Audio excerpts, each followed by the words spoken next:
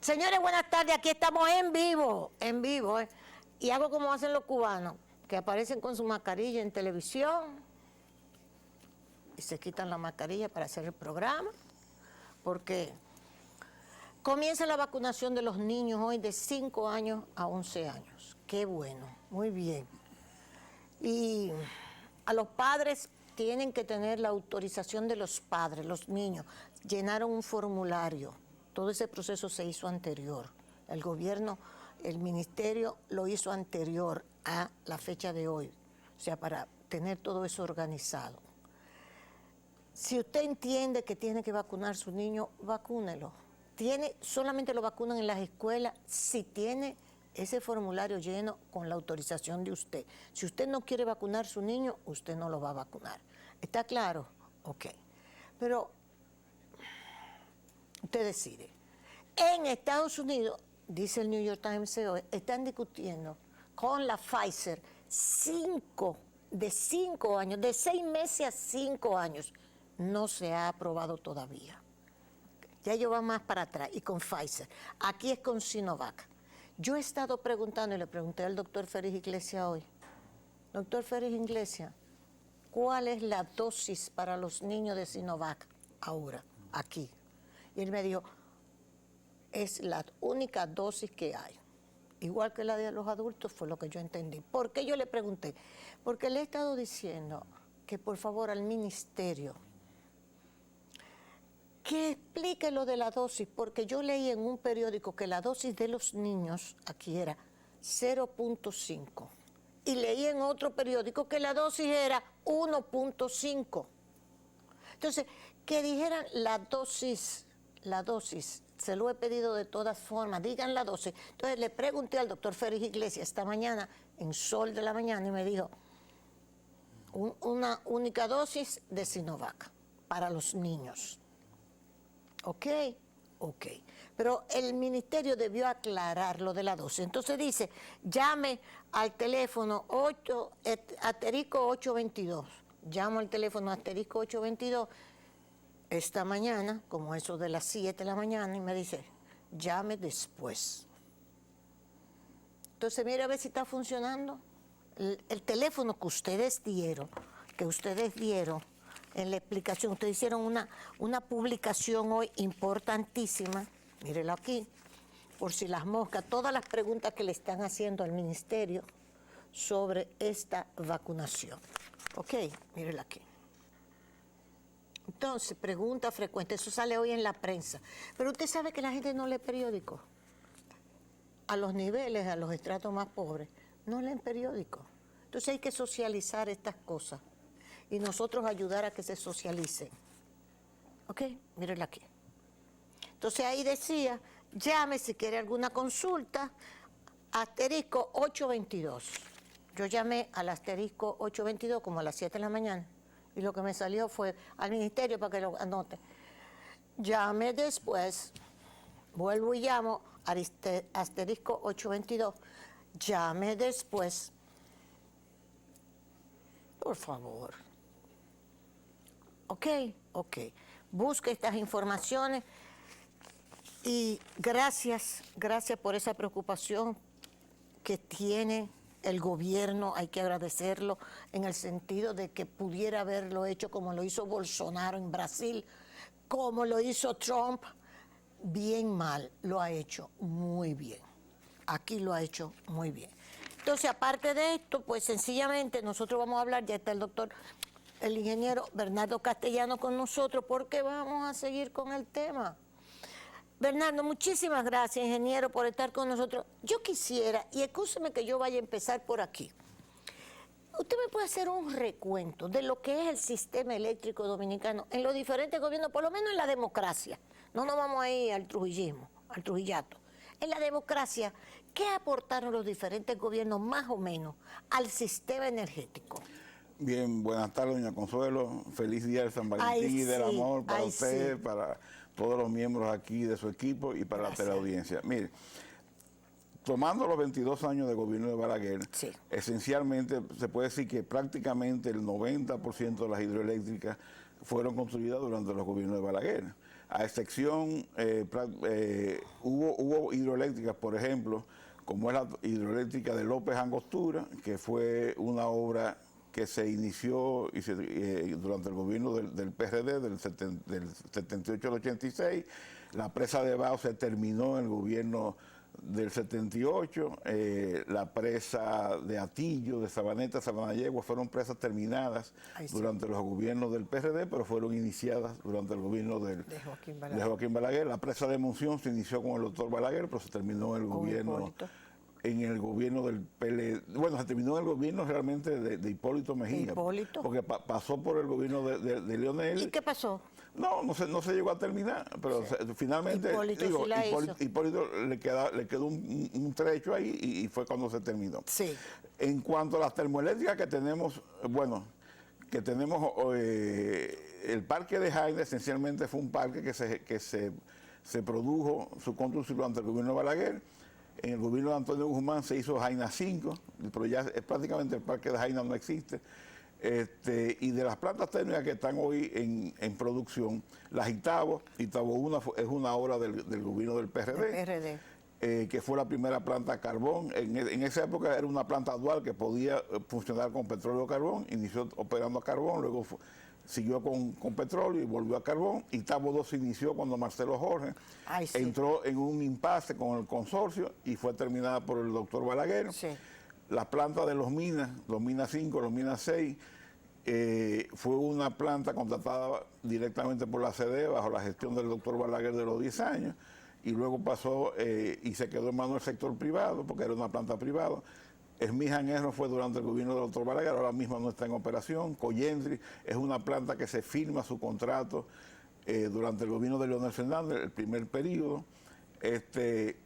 La de Monterrío es una planta que la concesión o el contrato se firma el 15 de agosto del año 2000, un día antes de la toma de posesión del gobierno de Hipólito Mejía. Fue concluida durante el gobierno de Hipólito Mejía, pues es una inversión privada, al igual que Palamara La Vega, que es de Unión Fenosa. Entonces, las plantas en Puerto Plata, CEP, que ahora mismo no está funcionando, eso también es durante los gobiernos de Balaguer. Y bueno, ahora, y Punta Catalina, obviamente, es una obra del gobierno de Danilo Medina. Sí. Ingeniero, en su opinión, ¿por qué entonces con esta cantidad de plantas, tanto el sector público y en los diferentes gobiernos como privado, había escasez de energía eléctrica? No abastecían, nunca fueron suficientes. Lo que pasa es que la demanda de electricidad crece todos los años, o sea, a un ritmo de entre 100 y 150 megavatios. Y hay un parque de generación térmica que ya está obsoleto, que no está funcionando. Por ejemplo, en las 5 plantas de Jaina ya no queda absolutamente nada de eso. Sí. Las plantas de Puerto Plata, que habían 2 plantas, una que la consiguió el doctor Balaguer, bueno, las 2 fueron del doctor Balaguer, pero hubo una que se compró en Islas Vírgenes durante la gestión de Casal Victoria, eso también ya no existe. Sí. Y así, por ejemplo, las plantas de Puerto Plata no están operando, Esmíjan Erro no está operando. Entonces, esas plantas que han salido del sistema, el Timbeque no dejó de funcionar como el 2003, han habido la incorporación de nuevas plantas, pero ha sido insuficiente con relación a la demanda. A la demanda. Entonces, nosotros tenemos un desfase en cuanto a plantas que entren al sistema, sobre todo generación térmica, que la generación térmica es la que garantiza el abastecimiento de electricidad en la población 24/7, porque las energías renovables son energías complementarias. Oye, qué interesante. Son energías complementarias. O sea, que uno no puede hablar de que el país se va a abastecer con energías renovables. Bueno, digamos... Cuando usted dice térmica, ¿quiere decir petróleo?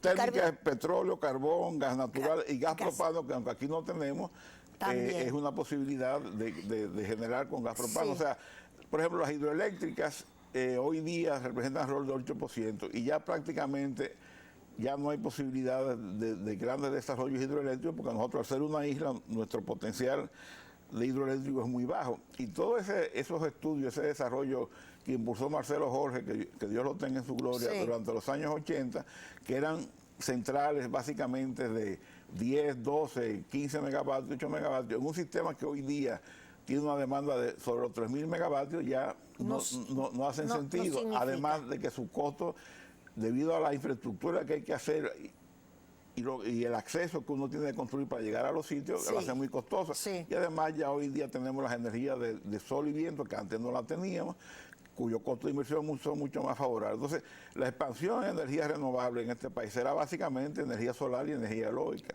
Pero usted no tiene viento 24 horas al día, no tiene el sol 24 horas al día. Entonces, usted necesita la generación térmica para poder suplir y garantizar la energía del país. O sea, nosotros tenemos ahora entre hidroeléctricas y renovables alrededor de un 15% de generación, pero el 85% es térmico. Y yo no vislumbro en el futuro inmediato que nosotros podamos alcanzar un 30% de generación renovable. Entonces, cuando China dice, no voy a hacer más plantas a carbón, no.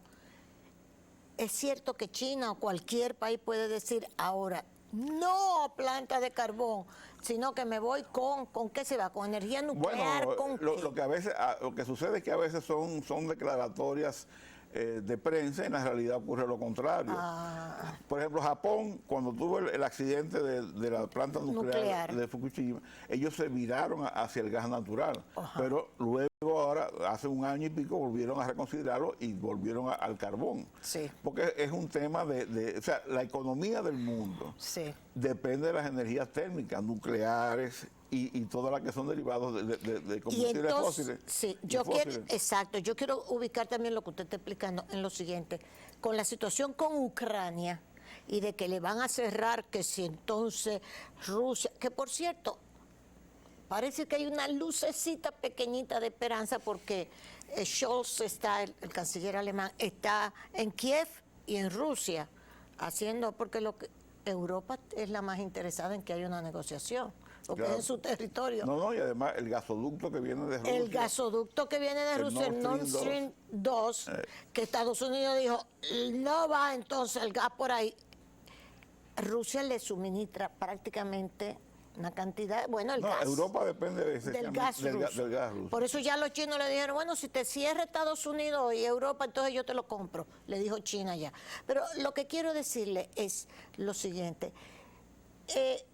Habría la posibilidad de que nosotros tengamos entonces, ¿qué otro tipo?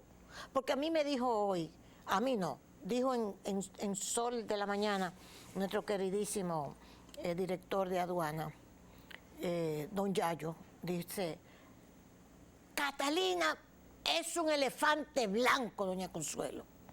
Dije, Catalina, Punta Catalina es un elefante blanco. Si nadie le presta un centavo, nadie hace una planta de carbón ahora, nadie le presta un centavo a Punta Catalina, a las plantas de carbón a Punta Catalina. ¿Catalina es un elefante blanco? Bueno, yo quisiera tener un elefante blanco que según el asesor económico del Poder Ejecutivo de este gobierno, produce utilidades anuales de 344 millones de dólares. Yo con ese elefante me conformo, o sea, no tendría problema. Ojalá este país estuviera lleno de elefantes blancos como Punta Catalina, que tienen ese nivel de utilidades anualmente. El tema del carbón y del financiamiento. Exacto. No es del todo cierto como dice Yayo San, porque, por ejemplo, Itabo, que son dos plantas a carbón, que donde el Estado tiene el 49% de las acciones y el sector privado el 50%, recientemente, a mediados del año pasado, no recuerdo la fecha, hicieron una emisión de deuda. Y esa emisión de deuda fue comprada en su totalidad por la banca privada. Y entonces, y es carbón. Y es carbón. Y es carbón. Ahora, AES, por ejemplo, que es una multinacional, AES tiene muchas plantas de generación a carbón en Chile y en Bulgaria, en diferentes sitios. AES. Y aquí en gas. Aquí la tienen en gas porque AES era el socio del gobierno en Itabo, pero vendió las acciones al Grupo Linda y se salió de Itabo, pero a pesar de que es quien la opera y la mantiene, la parte técnica. Pero AES, como grupo corporativo, emite deuda en los mercados internacionales, a pesar de tener esas plantas en Chile y tener. ¿Y quién es el Grupo Linda? Félix García. Oh, Oh, usted ve, usted sí me ha dicho algo que yo no sabía. Sí. Oh, pero qué interesante. Ellos hicieron un intercambio de acciones, Sí. porque el grupo Linde era accionista de AES Dominicana Sí, en un porcentaje, sí, entonces sí. ahora pasó a ser accionista específicamente de la generadora Itabo. Oh, qué interesante. Entonces, Japón, por ejemplo, que volvió a construir plantas a carbón, está consiguiendo financiamiento. En África no se ha detenido la construcción de plantas a carbón. ¿Por qué? Porque África tiene el carbón como un insumo natural que tiene, o sea, un combustible propio de ellos, entonces ellos explotan su combustible. Ahora, que para un inversionista privado o el Estado eventualmente decidirse a construir una nueva planta a carbón, que se le haga difícil conseguir financiamiento es otra cosa. Ahora, que sea imposible, no lo creo. Porque en Australia, por ejemplo, siguen construyendo plantas a carbón, porque Australia es un país rico en carbón pero aquí, mineral. no sé, porque bueno, no voy a explicar, no voy a decir eso. Aquí, desde la oposición, nosotros tenemos al ministro de Minas actual, don Antonio Almonte, y satanizó a Catalina, a Punta Catalina, la satanizó, que yo hasta estaba asustada. Yo dije, Dios mío, le va a pasar algo a Punta Catalina para justificar todo lo que se dice de ella. Yo recibí dos informaciones que quiero que usted me diga, yo confío en lo que usted me diga. Una, que ese carbón que se está comprando, que bueno, me lo mandaron de los muchachos de Somos Pueblo, que está aquí. Ellos dicen que tienen los documentos y lo muestran en lo que dicen, que el carbón que estamos comprando es carísimo porque es en el mercado spot, que es al cacaroce limpio, sin licitación. Eso por un lado. Eso es cierto. Vámonos primero con eso. Bueno, yo vi la denuncia de Somos Pueblo, la cual está documentada. Y además hay otra realidad. Cuando uno revisa las licitaciones que hace la sede del Ministerio de Energía y Minas con relación a Punta Catalina, si bien es cierto que han hecho licitaciones con relación a la compra de carbón, todos esos procesos de alguna manera han sido declarados desiertos. Y este país no ha recibido la explicación correspondiente por parte del Ministerio de Energía y Minas ni de la CDE de cuáles han sido el procedimiento que se ha llevado a cabo para la compra del carbón durante esta gestión. Porque la gestión pasada dejó compra de carbón que fueron procesos realizados mediante licitaciones y luego una subasta inversa, que era una puja hacia la baja de los que habían hecho la oferta para conseguir el mejor precio.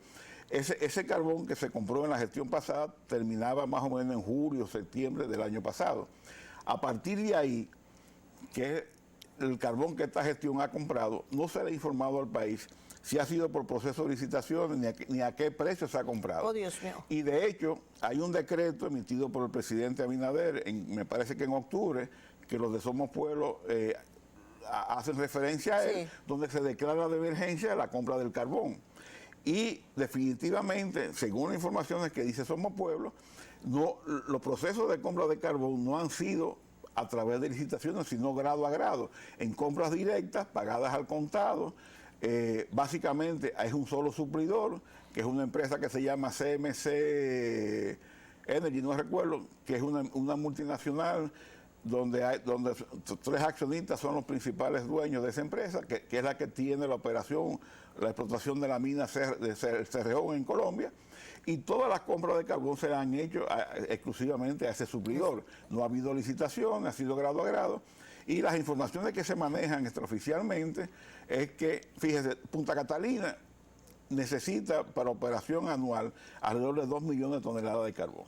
Estamos hablando que si estamos a $100 la tonelada, son 200 millones de dólares que se requiere. Y el precio del carbón ha estado oscilando por encima de los 150, hoy día está en $190. Entonces, las informaciones que se vierten extraoficialmente, porque lamentablemente el Ministerio de Energía y Minas, esto lo ha manejado bajo un secretismo y una opacidad que sorprende, es que se han hecho compras en esta gestión de gobierno para garantizar el carbón de Punta Catalina sin licitaciones, y se estima que se han erogado a la fecha cerca de 120, 140 millones de dólares por la compra de carbón. Por encima. No, en total. En total. La compra total, o sea, ese proceso que, por ejemplo, en la gestión pasada fue un proceso de licitación abierta, donde hubo competencia. Estos han sido negociaciones aparentemente, por la denuncia que hace Somos Pueblo, negociaciones directas con los suplidores a precio no de competencia de licitación, sino a precio del mercado spot, que generalmente es un precio más caro, comprado al contado, porque, por ejemplo, en el gobierno pasado, según las informaciones que suministraba Jaime Aristi Cuder, que era el administrador de Punta Catalina, esas licitaciones donde se adjudicaron 2 millones de toneladas métricas para la compra del carbón de Catalina de un año, se le dio un crédito al país de 7 meses, o sea que tenía 7 meses para pagar la deuda. Sí. Aquí se estaban pagando por adelantado, porque no solamente de contado, es por adelantado, antes de que llegue, y según denuncia Somos Pueblo, bueno, obviamente ha estado por encima del precio de mercado. Además, si hubiera habido planificación y esta licitación de compra de carbón se hubiera hecho a principios de enero, a principios del año pasado, porque se sabía que el carbón que había contratado en la gestión anterior terminaba en junio, julio, y se sabe que un proceso de licitación toma 2 meses entre lo que usted lo convoca y recibe las ofertas y firma el contrato. Si ellos hubieran comprado, hubieran hecho ese proceso de licitación en enero, lo hubieran iniciado, hubieran firmado el contrato entre marzo y abril a $70 la tonelada. ¿Y entonces lo estamos pagando a? Bueno, hoy día está a 190. O sea, se ha estado pagando por encima de los $150 la tonelada. Ahora, no tengo la cifra exacta de cuánto se ha estado pagando, porque esta es la hora donde el Ministerio de Energía y Minas no ha dado una información de cuántas toneladas de carbón han comprado, bajo qué modalidad la han comprado, ni a qué precio lo han comprado. Ahora, el precio que lo han comprado, usted lo compara con $70 y la diferencia es lo que hemos pagado como consecuencia de no haber planificado una licitación a tiempo que hubiera permitido a este país comprar carbón a $70 la tonelada en vez de 140, 150 o 200. Cristo, señor. ¿Usted no sabe la razón por la que no se hizo esa licitación? Bueno, la licitación se hizo, pero se hizo tardía. Sí, pero ¿por qué se hizo tardía? Bueno, imprevisión. No sé. Realmente, Pudiera ser imprevisión. O sea, las explicaciones ellos nunca han dado. Ellos dicen que sí, que lo hicieron a tiempo, pero cuando reciben las ofertas, ya el carbón estaba a $100. A $100. Y cuando pudieron contratarlo a 70. A 70. ¿Ya se nombró o se va a nombrar? ¿Se nombró un nuevo administrador? No, se va a nombrar. ¿Quién sería? No tengo idea. Yo especulo que posiblemente sea parte de las personas que están propuestas en el comité técnico del fideicomiso. Especulo. Sería. Especulo. O sea que el nuevo administrador sería una de las personas que usted cree. Claro. Que está dentro de este comité técnico del fideicomiso. Para mí sería... sería lo normal. Claro, porque si ese comité técnico si esas personas fueron propuestas para el comité técnico del fideicomiso, lo normal es que entonces pasen a dirigir. Y de hecho, el ministro de Energía y Minas ha dicho públicamente, ante cuestionamiento de que la Punta Catalina está sin administrador, dice que no, que se está gestionando conjuntamente con los miembros del comité técnico designado por decreto. Pero habrá que esperar que salga el decreto para determinar si realmente... Óigame esta otra, porque usted lo que me está ahí, excúseme, porque usted lo que me está aclarando una serie de cosas que se están mandando y mandando. Óigame esto. Esta información es del 15, enero, febrero, marzo del 2021. Mírenla aquí. Óigame esto. Acércate, porque no le he podido mandar. Prácticamente me acaba de llegar. ¿Ok? Ministro advierte, no recibirá plantas Punta Catalina por graves fallas. Esto salió almomento.com y dice el ministro de Energía, aquí está, advierte en marzo del 2021 que no iba a recibir las plantas de Punta Catalina. ¿Lo puede poner, por favor? Por graves fallas. Ahí está el ministro don Antonio Almonte. El ministro de Energía y Minas advirtió que el gobierno, en marzo del 2021, el ministro de Energía y Minas advirtió que el gobierno no emitirá cartas de aceptación de las 2 unidades de la termoeléctrica Punta Catalina debido a que presentan graves deficiencias de construcción, principalmente en sus respectivas calderas. Antonio Almonte explicó que el ministerio que dirige se negó a emitir la carta de aceptación de la Unidad 1, que estaba prevista para octubre del año pasado, y tampoco lo hicieron en el plazo de 30 días adicionales que le otorgó la firma constructora. Sostuvo que le comunicaron por escrito a los ejecutivos de las firmas que tuvo a su cargo la construcción de dicha unidad, de todos los temas que harían irrecibible de manera definitiva esa central. Fue entrevistado por Héctor Herrera Cabral en el programa de Agenda que se difunde cada domingo por Telesistema Canal 11. El alto funcionario dijo que ahora va por el mismo camino, porque Punta Catalina 2 debe ser aceptada el 24 de abril. Y sostuvo que esa planta está llena de remiendos. Y la caldera, que no es un tema cualquiera, está llena de desperfectos. Desde antes de llegar este gobierno que tomó posesión el 16 de agosto, ya en marzo y abril del 2020, se paró por casi 2 meses. Entonces se hizo un fideicomiso. ¿Esto ya fue que Punta Catalina le respondió y ellos le aceptaron la planta? ¿O esto no se ha respondido o qué? Bueno, mire, el contrato, que es lo que rige la relación comercial entre el Estado y el consorcio que construyó Punta Catalina, establece 2 figuras para recepción de la obra.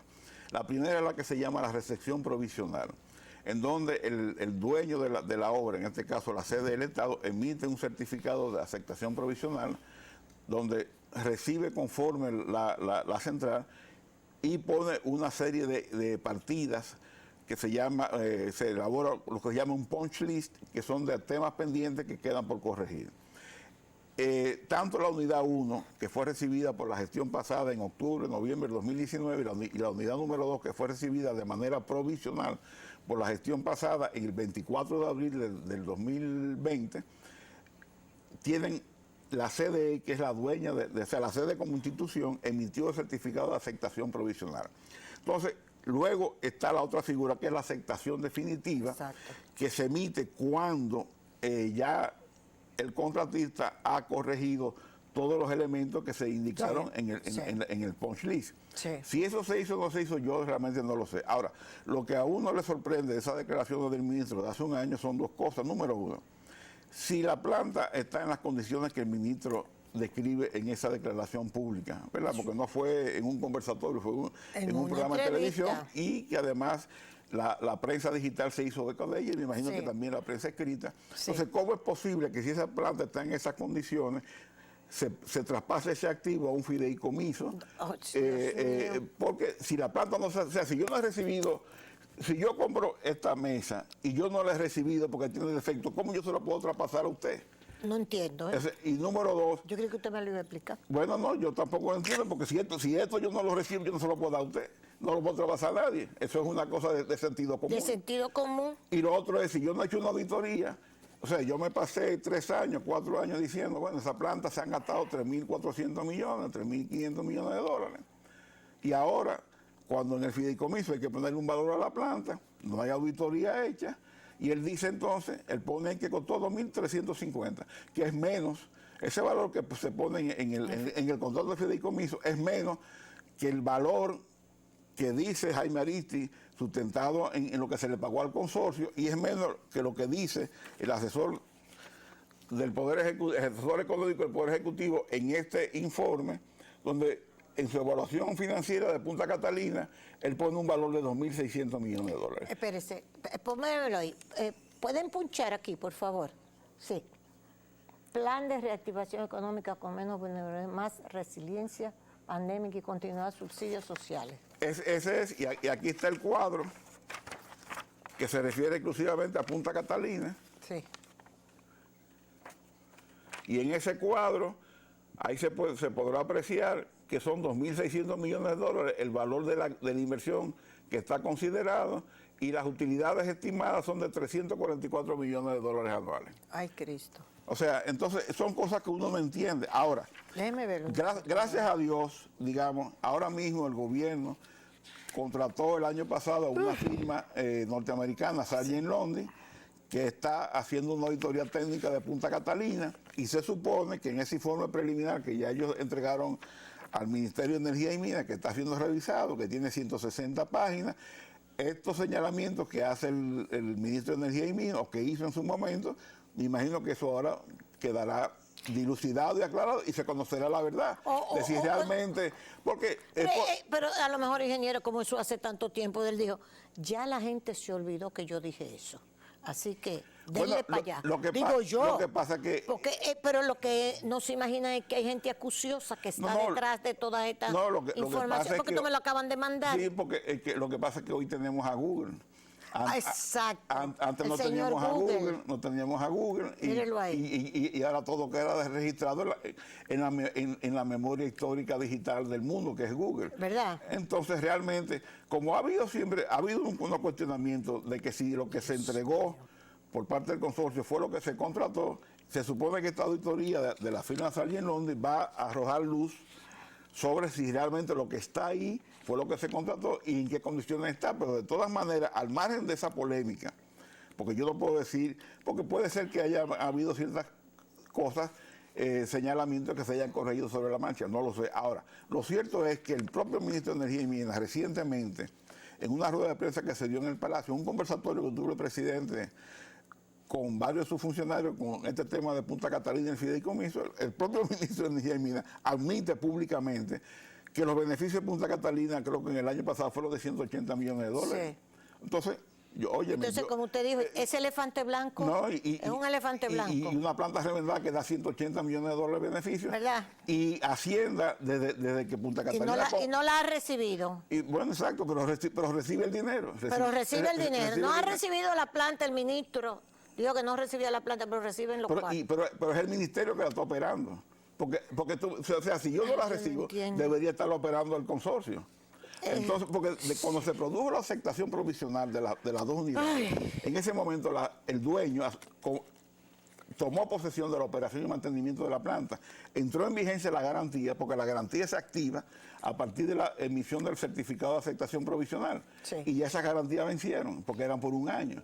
Y la última venció el 24 de abril del 2021. O sea que ahora mismo no tenemos la garantía. No hay garantía, porque la garantía era un año. Ay, no me lo diga esta hora que me va. La garantía era un año a partir de la emisión de la certificación, del certificado provisional. Ay, Cristo. Y el certificado de aceptación provisional de la unidad 1 venció en octubre, noviembre del 2020, y la garantía de la unidad 2, que el certificado se venció el 24 de abril del 2020, venció en abril del 2021. Esas plantas están sin garantía. Sin garantía. Cualquier reclamo que se tenga ahora el Estado frente al consorcio por defectos, vamos a decir, defectos de fabricación, porque ya en manos de este gobierno, esa planta tiene casi 2 años, 17 meses de operación. Sí. Inclusive hay una denuncia de Jaime Aristi Escudero, porque en enero del año pasado la unidad 2 salió de operación a principios de enero, y cuando eso se hace público, Jaime Aristi dijo públicamente que esa salida de la operación había sido por una mala operación de las actuales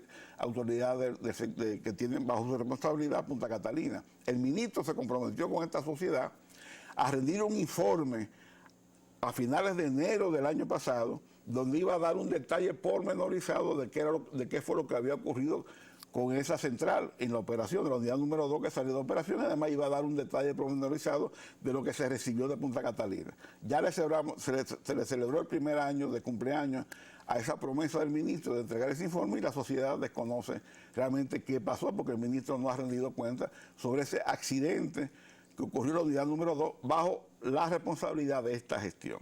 Si fue mala operación o si fue defecto de fábrica, no lo sabemos. Ahora, existe un emplazamiento público de Jaime Aristi Escudero que no ha sido respondido, y un compromiso del ministro de entregar un informe que tampoco ha sido cumplido. Ahora, el presidente, una persona sensible, ante los reclamos de la sociedad, se comprometió públicamente con esta sociedad que ese informe de Sargent London va a ser compartido in extenso con la sociedad. Entonces, esperemos cuando ese informe se comparta, se analizará y veremos a ver qué hallazgos presenta el informe desde el punto de vista técnico, y cuáles son las recomendaciones y sugerencias que pueda hacer esa firma especializada sobre las consecuencias que pudieran tener los hallazgos que ellos encuentran y que ellos recomiendan ¿Cuándo fue esa suspensión de los trabajos de esa unidad?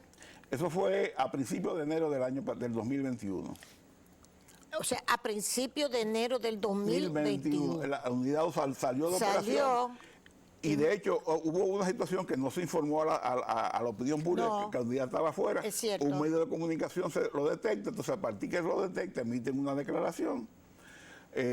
Y ahí entonces Jaime Arispe contraataca y dice que fue una mala operación y dice que fue lo que pasó. Sí. Según su versión, el gobierno a través del ministro se compromete a dar un informe a final de enero del 2021 para explicar hasta todo. El día de hoy. Y hasta el día de hoy. Hasta el día de hoy. Y todo eso está en una nebulosa. Yo creo que es el... Bueno, me queda la siguiente pregunta. Mire, usted no se imagina la cantidad de cosas, yo no sé si a usted le llegará, pero a mí me llegan unas cuestiones que ya uno no sabe ni por dónde que va a ir esta cuestión. Tenemos las plantas de Manzanillo a gas. ¿Cómo usted ve eso? Bueno, eso es una licitación que supongo que próximamente, no sé en qué fecha. Pero se ha hablado mucho sobre eso, y que no han. Bueno, es un proceso de licitación donde es complejo eso. Donde el Estado no va a invertir dinero, sino que se compromete a comprar la energía. Es un proceso de licitación que comenzó con 60 firmas interesadas y ha terminado solamente con 11 firmas que van supuestamente a presentar ofertas. Vamos a ver ahora de esas 11 cuántas presentan ofertas. Y yo lo que espero es que ese proceso sea dilucidado públicamente. Todas las ofertas se hagan del dominio público. El informe de evaluación de ese proceso se haga del dominio público, como ocurre en Panamá, y yo de eso doy testimonio, porque en el 2015, que yo estaba en Panamá todavía, yo fui a un acto de recepción de ofertas para un proceso de licitación similar al que se hizo aquí, y el acto de recepción de las ofertas fue un hotel público de libre acceso a todo el mundo.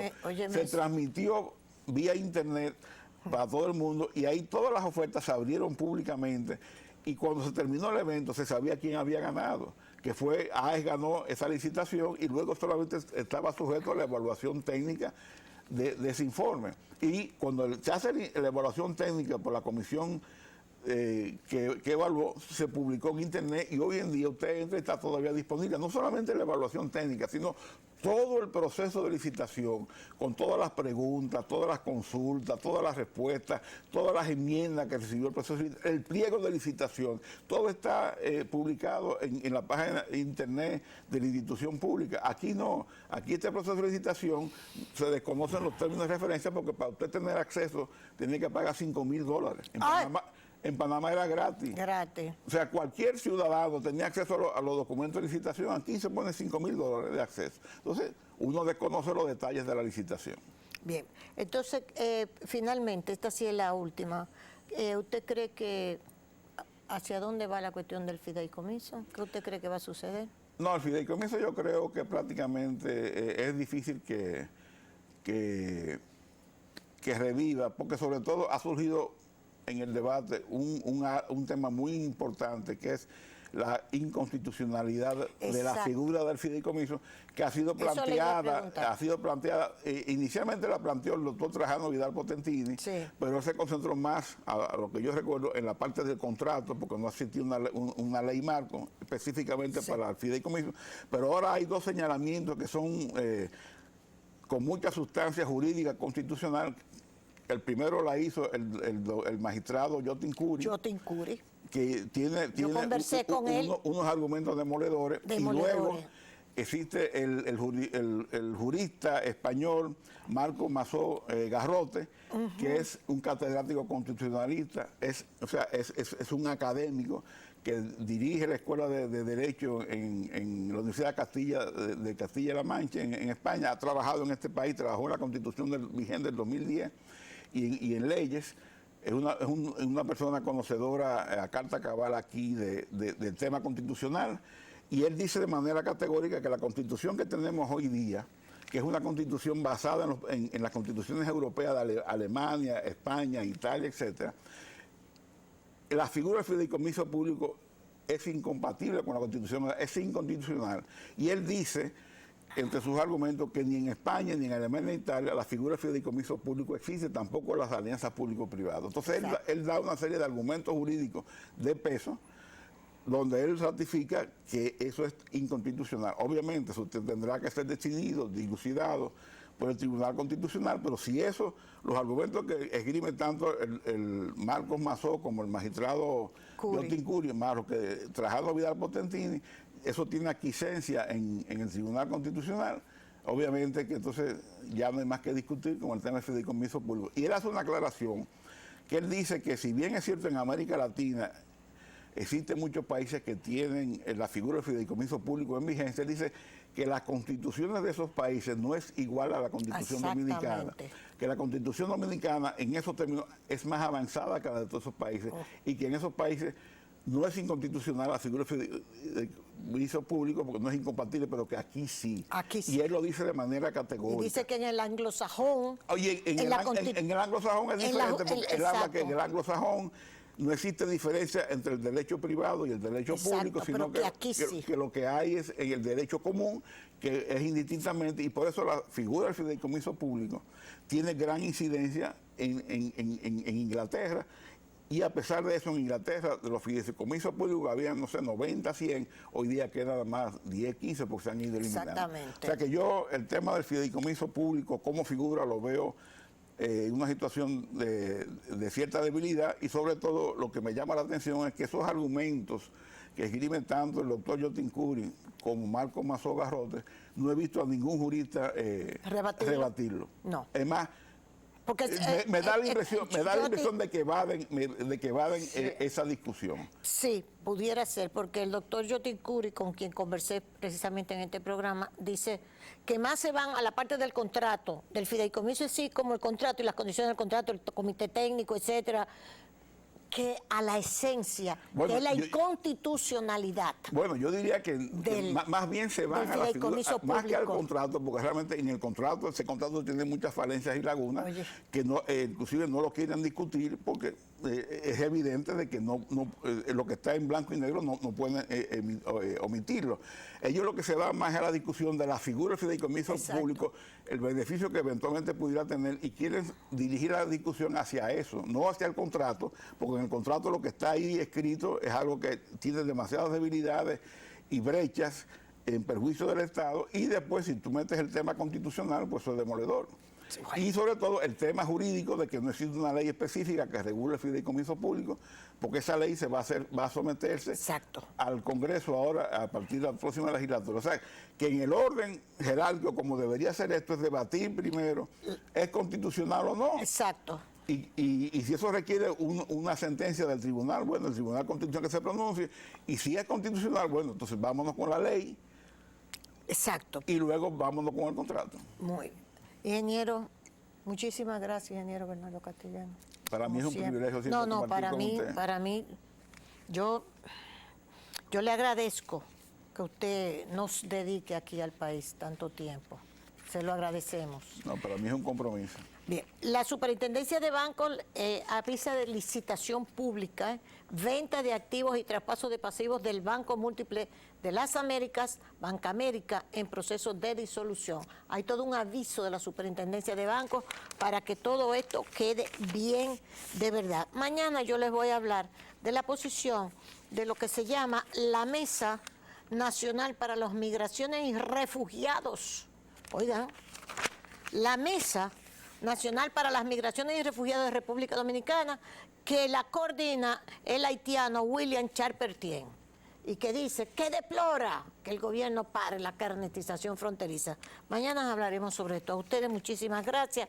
Un abrazo a una persona muy estimada, Valentín, que cumple años, Valentín Sánchez, un abrazote. Felicidades, un día tan lindo como hoy, de la amistad. Y a ustedes muchas gracias. Plaza Lama, Óptica Oviedo, por supuesto. Su marca país, marca Café Santo Domingo, y su marca país, los productos Rica. Nos vemos mañana, si Dios quiere.